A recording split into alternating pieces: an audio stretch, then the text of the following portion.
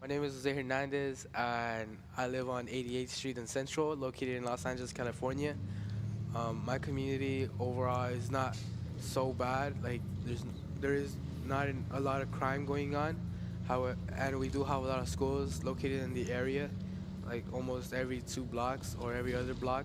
We do have a lot of religious groups putting up buildings, but as soon as the sun goes down, you see the crime start to rise. You see a lot of people hanging on the corners, which which raises suspicion.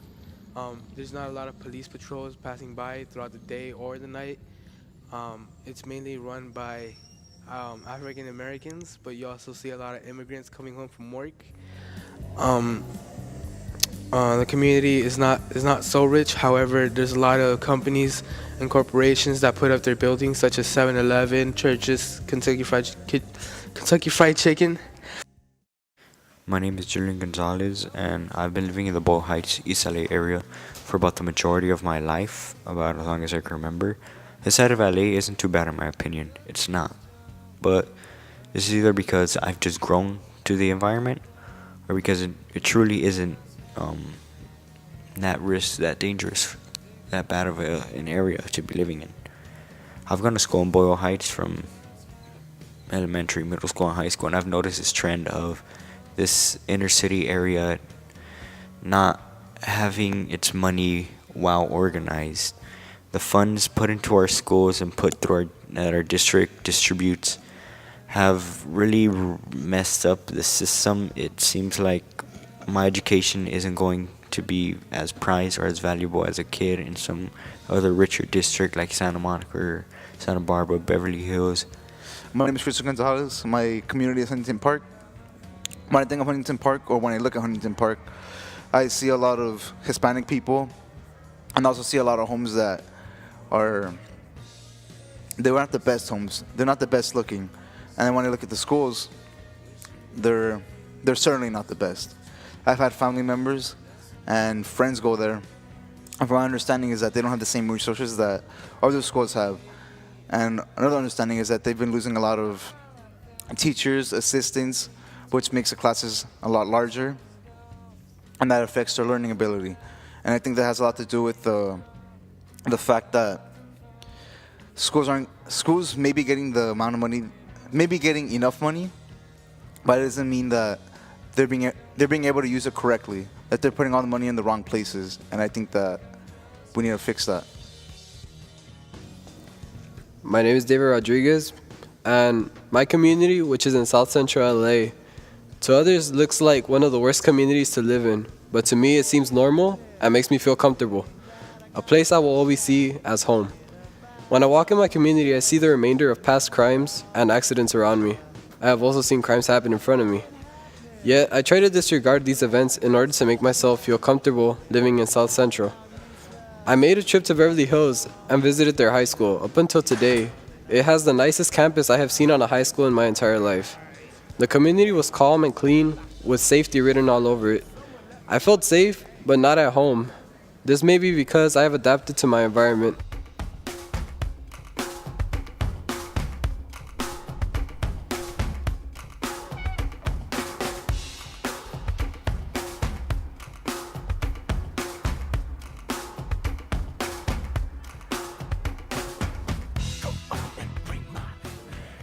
One thing that shocked me was how clean the Beverly Hills High School campus was. It had a large grass area with no litter, and even the vending machines were great. They were high tech, something I don't see everywhere.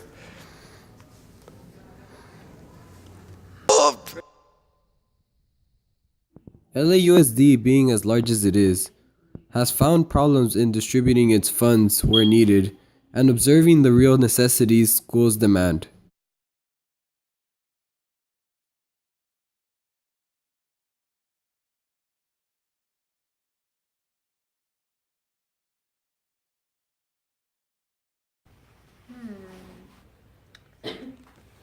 I I do, and then I don't.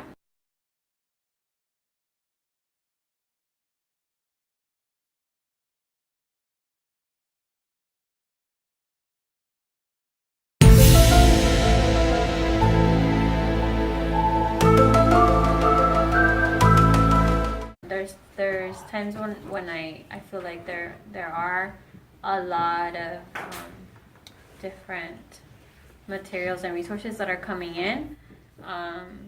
But those materials and resources that are coming in are due to our partners, and that we worked really hard. Like the students and the teachers have proved that we can do quality research, and because of our quality research, we've been able to have partnerships that get us access to geographic information systems, like online tools for students.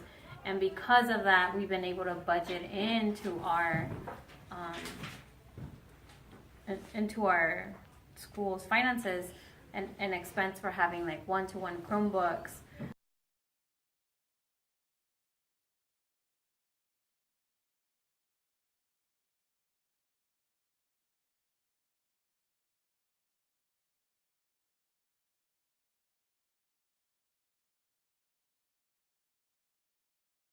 But at the same time, these resources have been attained because of our hard work, not because they were granted to us.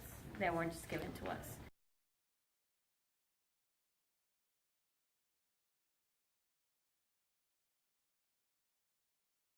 There are still many resources that we should have. For example, we should have access to a bridge research library. We don't at this time. We should have just basically clean facilities.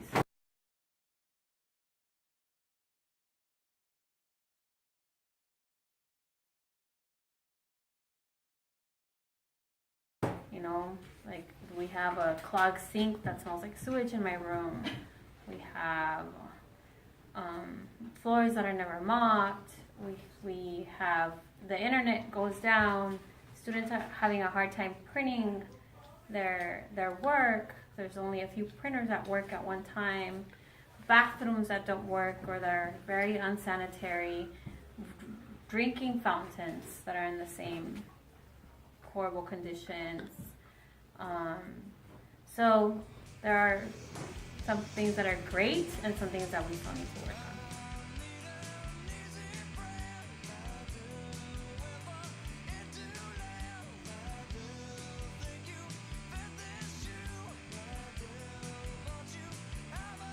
Do you feel like without the partnerships that we have, that our school success rate will drop dramatically? Yeah, the partnerships are really essential in keeping the tools that we have so far.